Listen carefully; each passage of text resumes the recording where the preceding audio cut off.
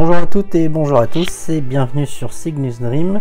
Nous voici enfin arrivés à la review numéro 17 consacrée à Deathmask du Cancer dans sa version EX Revival de chez Bandai.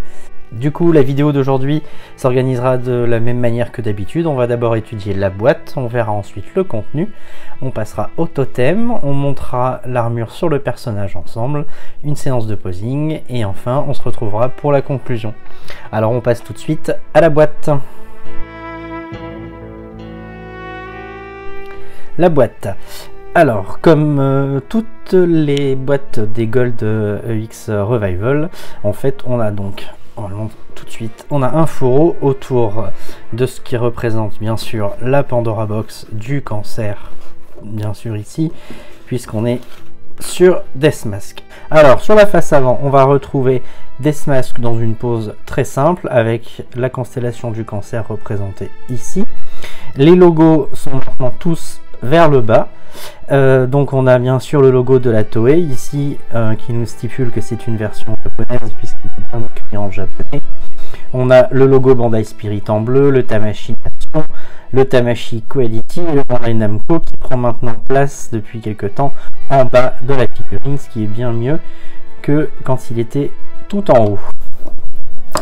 Sur le premier côté, on a une représentation du totem. Sur le côté, on a une représentation de Deathmask dans sa pose d'attaque.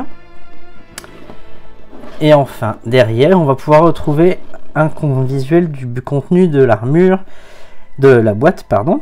Donc on va voir la version animée ici et une version manga. Possibilité de monter la version manga comme dans la première version EX de cette figurine avec simplement une pièce du plastron et de la ceinture différente. On verra ça tout à l'heure dans le contenu. On a un visuel ici sur les 6 visages fournis dans la boîte.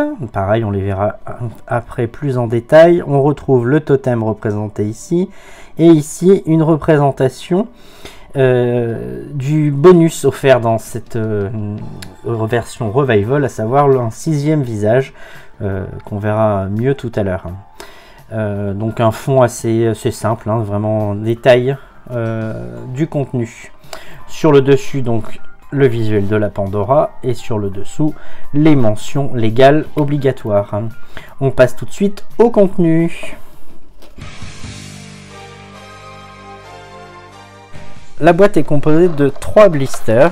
Alors, on va retrouver tout de suite donc le premier qui va être le blister principal qui contient bien sûr le Deathmask entier avec les 2 épaulières, les brassards, les avant-bras, les cuissardes, les genouillères et les jambières ici en 2 morceaux et 2 paires de protège-mains.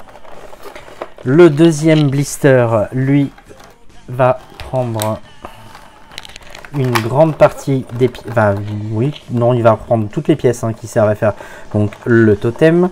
On va retrouver donc la partie qui vient fermer l'arrière du plastron quand on ne met pas la cape, le casque, le plastron dans sa version manga avec les peintures bleues, la partie abdominale, la ceinture et ici donc le plastron de rechange et la boucle de ceinture de rechange pour faire la version manga. On voit ici donc on est sur de l'orangé au lieu du bleu de l'animé. Le dernier blister quant à lui va contenir la cape, 1, 2, 3 paires de mains, un doigt pointé pour l'attaque des Seikishiki, les cheveux permettant de mettre le diadème et enfin les visages. Alors au niveau des visages, donc on a un visage neutre sur le Deathmask, un visage ricanant diabolique, un visage aux dents serrées, un visage aux yeux fermés, un visage hurlant en colère et enfin un visage yeux fermés, bouche ouverte. Donc c'est lui le visage bonus qui vient reprendre la scène où Shiryu lui colle une droite et où il ferme les yeux. Ouais, c'est un bonus un peu anecdotique, hein, je trouve, un peu comme les mains du Shura X Revival, les mains Bruce Lee. Je trouve que là c'est pas un bonus vraiment très significatif. Nous avons bien sûr la notice, comme d'habitude, en 3 parties, avec le contenu de la boîte, le montage sur le personnage à côté, et enfin la mise en totem qui commence et se termine derrière. Et comme nous sommes dans une version Revival, nous avons bien sûr la carte à collectionner pour ceux qui le veulent, et cette carte se range dans le classeur qui était fourni avec les effets d'attaque du Lion EX SOG Bandai. Il n'a jamais été réédité, donc il n'est pas spécialement facile à avoir.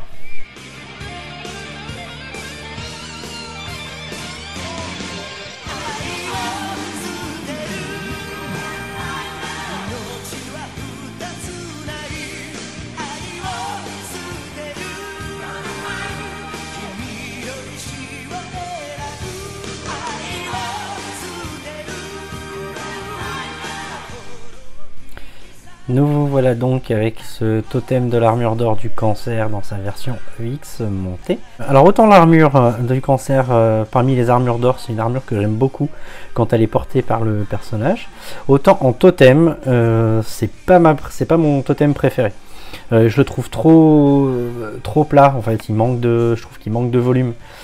Quand il est mis à côté des autres, voilà, bon, bah, du fait que c'est un crabe, il est vraiment bas. Voilà, je lui trouve, ça vient de la forme en elle-même de la constellation qui me plaît moins. Sinon, d'un point de vue réalisation, pour moi, je le trouve très joli. Je trouve qu'il est plutôt bien rendu. On est sur une belle réalisation, il est facile à monter. Il n'y a pas de grosses difficultés sur lui, mais voilà. C'est vraiment pas mon totem préféré parmi les armures d'or, mais voilà, comme d'habitude, je voulais vous le montrer. Donc le voici. On va tout de suite passer au montage sur le personnage.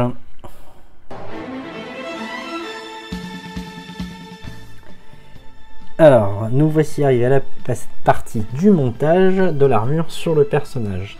Alors le personnage, on va tout de suite l'étudier en gros plan. Alors, niveau du visage. Le visage, il est joliment dessiné, mais c'est pas Deathmask. Clairement, on voit c'est fin, le dessin, le trait est fin, il n'y a pas de souci. Mais moi, je reconnais pas Deathmask. Ça, donc là, il n'y a eu aucune amélioration vis-à-vis de la première édition de cette armure, et tous les visages seront de la même acabit. Au niveau des cheveux, le travail est joli, elles sont bien sculptées, ça, il n'y a pas de souci. Là, on a bien de la finesse, malgré que bon, là vous voyez une jolie trace dans les cheveux juste ici, donc là c'est pas vraiment acceptable sur du Bandai à ce prix là. Voilà, on l'accepte sur des figurines pirates, mais sur du Bandai je trouve ça un peu limite. Alors la rigidité au niveau des bras, bah c'est plutôt très bien, oui, il n'y a pas de souci. Celui-là aussi. Le cou, bon, ça va. La partie haute, ouais, ça va. Alors, c'est souvent en bas qu'on a le problème. Alors, on va regarder tout de suite. Hop. C'est moyen. Oui, c'est moyen. L'entrejambe. Alors, les genoux, ça va. L'entrejambe, c'est moyen.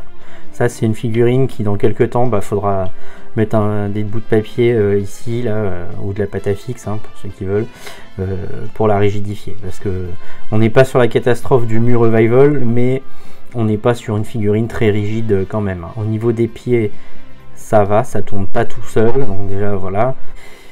Bandai ne nous fera pas une figurine rigide. Hop, alors on va commencer le montage. On va lui enlever les mains. On va lui enlever la tête qu'on met de côté pour tout à l'heure et les pieds. Alors je suis très content de vous présenter ce Deathmask parce que c'est un personnage que je n'ai pas encore présenté sur la chaîne dans quelques versions que ce soit, la version Surpli ou SOG ou la version OCE, qui sont les autres versions que j'ai en ma possession. C'est vrai que je ne l'ai pas chroniqué et du coup C'est sympa de pouvoir enfin en présenter un, et, parce que c'est un personnage quand même assez charismatique, et donc voilà, qui se laisse présenter de manière sympathique quand même, hein. Il y a vraiment un caractère très à part, du coup au moins avec lui il y a de quoi faire dans les posings. Alors on va lui monter, hop, la première jambe, donc la jambière, donc full métal. Donc on va arriver sur, pardon, c'était la cuissarde, la jambière qui elle justement, donc la cuissarde full métal et la jambière elle justement n'est pas en full métal puisqu'il y a une partie plastique. La deuxième partie est en plastique. Voilà, et on va arriver au premier point noir de la figurine, c'est la différence de couleur. Alors j'enfonce le pied, voilà, et on peut voir tout de suite, je sais pas si vous le voyez bien à la caméra, la différence de couleur entre la partie métallique et la partie plastique, et ça sera comme ça sur toute l'armure, hein, malheureusement. Alors c'est vrai que ça existe souvent chez Bandai, mais là je trouve que c'est très fort. On avait eu le problème du Canon qui avait des pièces rosées, et là lui, pièces plastiques, on dirait qu'elles sont plus jaunes. C'est un doré très jaune, donc qui dénote vraiment avec les parties métalliques, hein. Donc qui fait que ça se voit quand même pas mal. Donc la genouillère en place, voilà, une première jambe.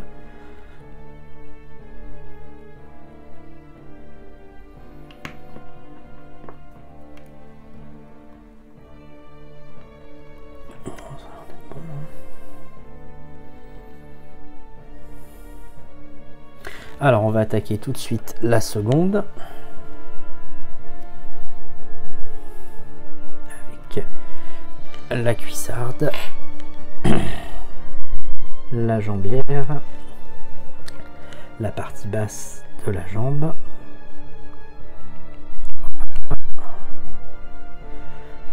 Hop, on va tout de suite lui mettre le pied.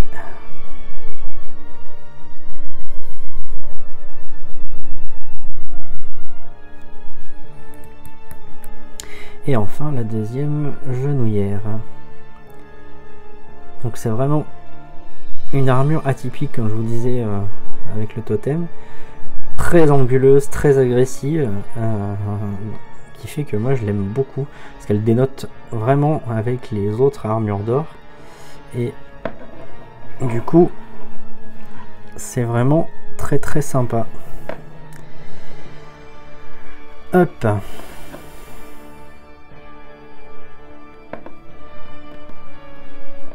Deathmask, bon, quant à lui, hein, c'est un personnage soit aimé, soit détesté, hein, parce qu'il est vraiment très particulier, de par le fait que bon, il sert le grand pop alors qu'il en connaît la nature, hein.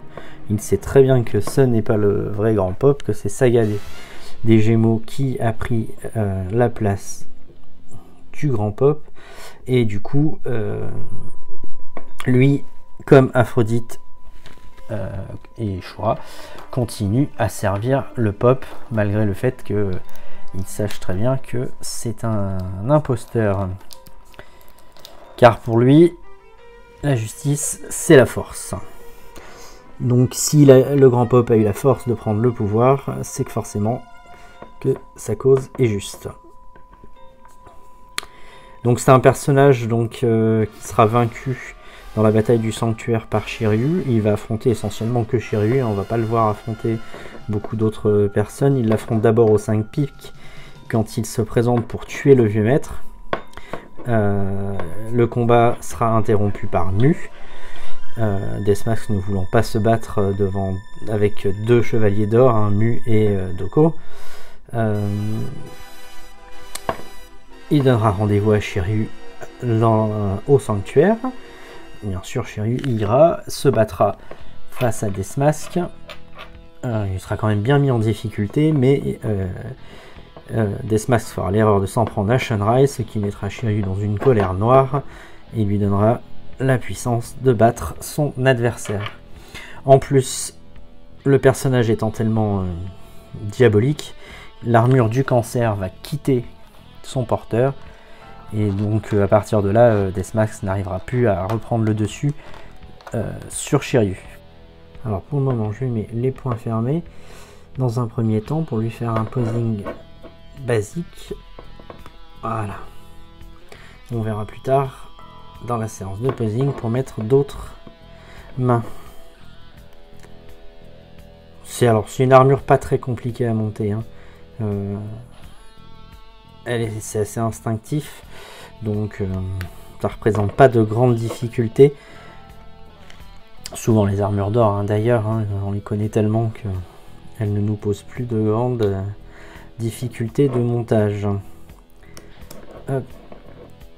Le plastron, la partie abdominale, pardon, le corset. On va lui mettre la ceinture.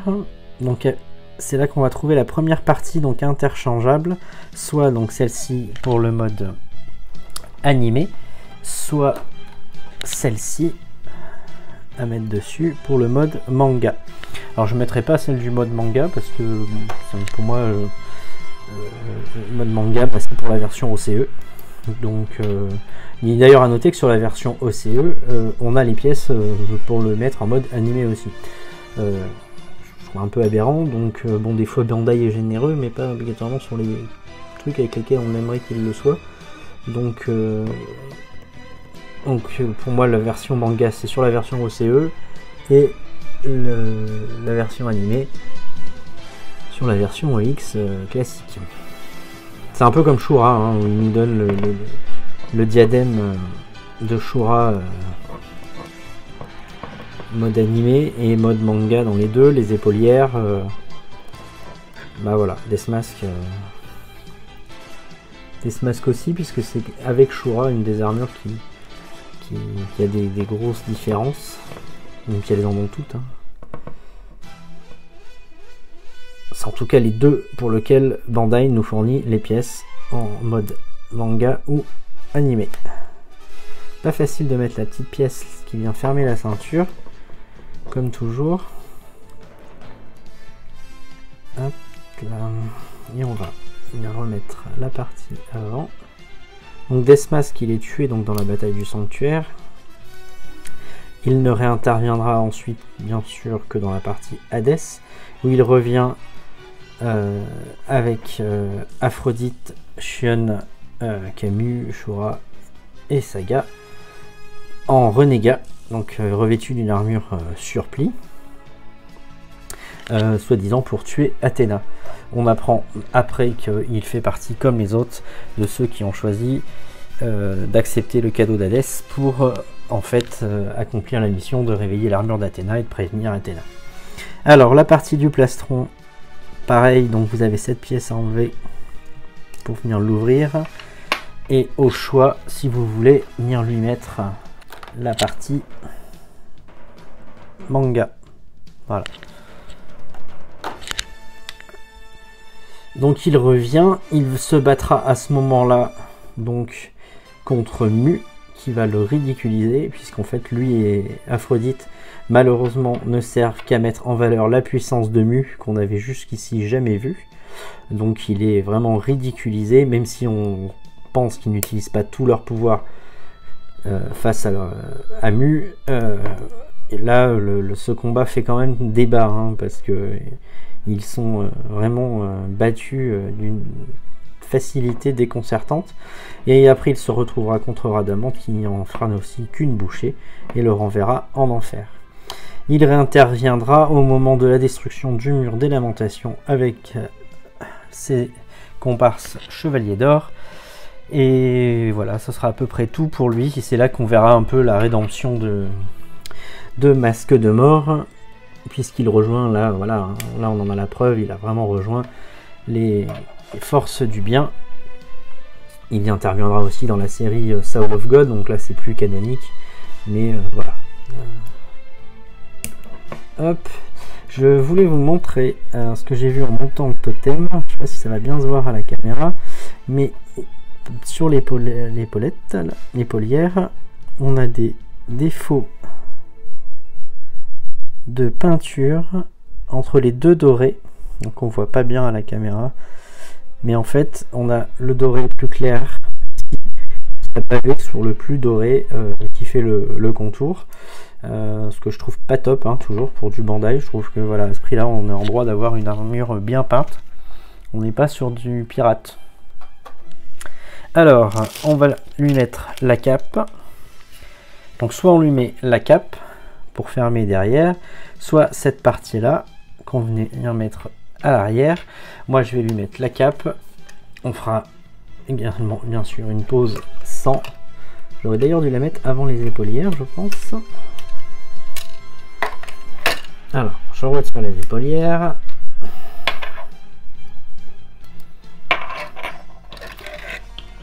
Normalement, c'est vrai que je mets la cape avant. Je sais pas pourquoi là j'ai mis les épaulières avant, mais j'ai un problème pour faire rentrer la cape. Elle ne s'emboîte pas. Ça y est. On a entendu le clic. Pas facile à rentrer, mais bon, après, apparemment, une fois qu'elle est dedans, elle est dedans. Hein. Donc cape bleue à l'intérieur et blanc à l'extérieur, classique. Donc je remets les épaulières. Je pense qu'effectivement les épaulières gênent. Je ne sais pas pourquoi aujourd'hui j'ai fait dans ce sens là. Normalement je finis par elle. Voilà. Et bien il va nous rester plus que la tête casquée à lui mettre. Alors la mise au point, voilà. J'ai un peu une pause vite fait, hein. Pas travaillé du tout. Alors on va lui mettre les deux protège-mains. Toujours hein, cette différence de couleur sur les pièces plastiques qu'on va retrouver bien sûr sur les protège-mains. Hop, voilà le deuxième.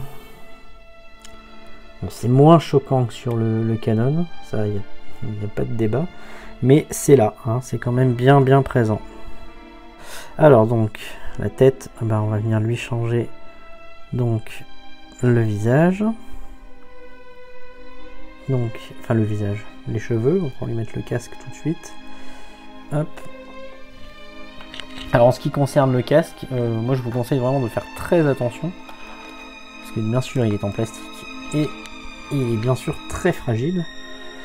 Donc vraiment faire attention à ce casque, parce que comme il est pas épais, du fait que c'est vraiment un diadème très fin avec juste les pattes représentant les pattes du crabe, vraiment faire attention, hein, pas de casque quand vous allez le retirer ou voilà. Alors il est orangé, ça c'est sûr. Parti pris hein, de Bandai hein, sur ces figurines revival, hein, comme sur le Sagittaire avec la ceinture. Ils veulent essayer de coller au coloris dans certains épisodes où il apparaît un peu effectivement orangé. Mais bon, après c'est pas... Moi ça ne me choque pas, je comprends que certains n'aiment pas. Surtout que la première version n'était pas comme aussi orangé, ils n'avaient pas fait ce choix de couleur. Donc c'est vrai que ça peut être quand même assez dérangeant. Et bien voilà, il est monté, donc il a quand même un très beau rendu, j'aime beaucoup. Vraiment une armure que je trouve vraiment très jolie. Vraiment content de pouvoir le monter avec vous. Alors on va passer à une séance de posing et on se retrouve pour la conclusion. A tout à l'heure.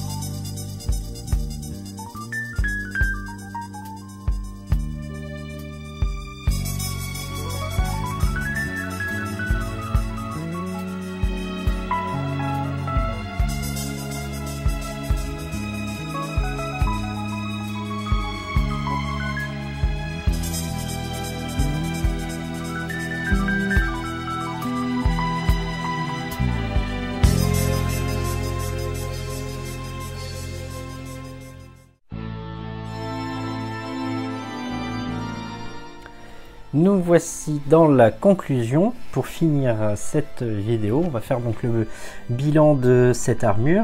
Alors au niveau des points négatifs, donc comme je le pensais, la rigidité de l'entrejambe, elle est plus là dès qu'on commence un peu à le manipuler.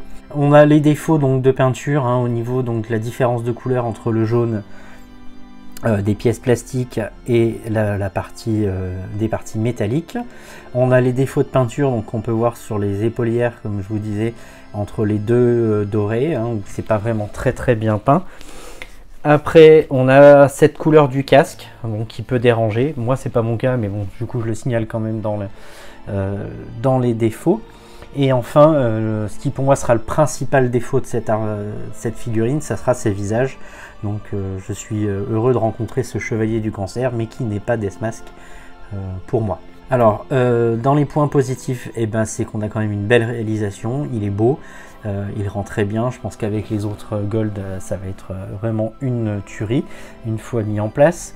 On avance dans les Gold Revival, on arrive au bout, puisque là en plus ils viennent d'annoncer donc le Milo du Scorpion Revival, donc il ne manquera qu'Aldébaran et Doko qui ne seront pas sortis en Revival, donc ils ne devraient pas tarder à arriver. Et autre point positif, donc là vraiment pour moi, c'est que ça me fait plaisir de manipuler un cancer, parce que c'est vraiment un personnage que j'aime bien, un méchant comme on les aime. On arrive à la fin de cette vidéo, comme d'habitude, donc si ça vous plaît, mettez un petit pouce, un petit commentaire, abonnez-vous à la chaîne si ce n'est pas fait. On va se retrouver très bientôt pour la review 18 consacrée au Seiya V3 EX Golden Limited Edition, rien que ça.